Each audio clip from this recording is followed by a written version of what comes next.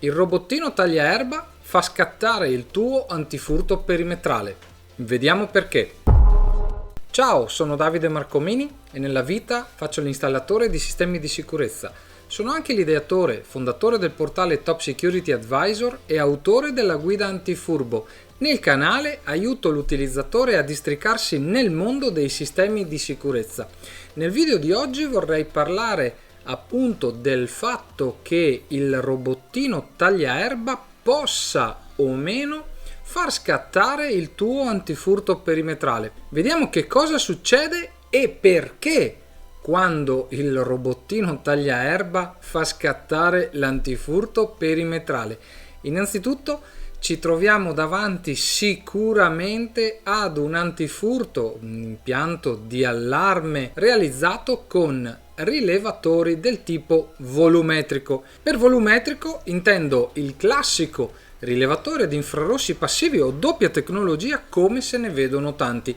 Ma potrai dire, mi è stato detto che è PET immune e quindi dovrebbe discriminare i piccoli animali fino ad un certo peso, fino ad una certa altezza, e il robottino è per terra. Questo è quello che ti sarà stato detto, o meglio, è quello che pensavi quando hai acquistato il robottino tagliaerba, che parte a qualsiasi ora, si aziona da solo, va in giro per il tuo prato a tagliarlo, tenerlo pulito, eccetera, e il tuo antifurto potrebbe essere inserito. Che cosa succede? Il robottino da solo può far scattare l'allarme. Di un qualche cosa di simile ho già parlato in merito ai camion che fanno scattare sempre il perimetrale esterno. Nelle schede ti metto il link al video in cui parlo dei camion. Il concetto è lo stesso, perché il robottino da solo di per sé non farebbe scattare l'allarme se i rilevatori sono di tipo PET immune, perché è basso, è ad una certa altezza, non supera i 30 cm, 40 cm dal suolo nella peggiore delle situazioni.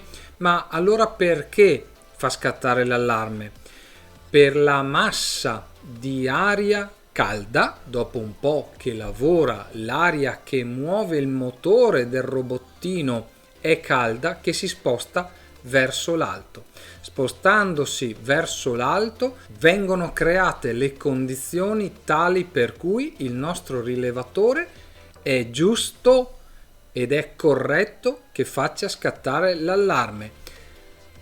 Mi meraviglierei del contrario, ovvero se ciò non accadesse sarebbe un grosso problema, perché vorrebbe dire che chiunque potrebbe attraversare quel perimetro, quel giardino senza far scattare l'allarme. Se il robottino lo fa scattare è giusto ed è normale che avvenga, ma il mio è doppia tecnologia. Non importa, nei rilevatori da esterno la microonda, ahimè, non è controllabile, è un'antenna microonda monodoppler molto semplice, easy vorrei dire, e quindi non riesco a tararla in modo tale che la microonda non rilevi il robottino. La microonda rileverà sempre qualsiasi cosa e se c'è l'end, il famoso end con l'infrarosso, quindi abbiamo creato le condizioni tali per cui l'antifurto deve scattare. Spero di averti dato uno spunto utile sul quale riflettere anche con questo video.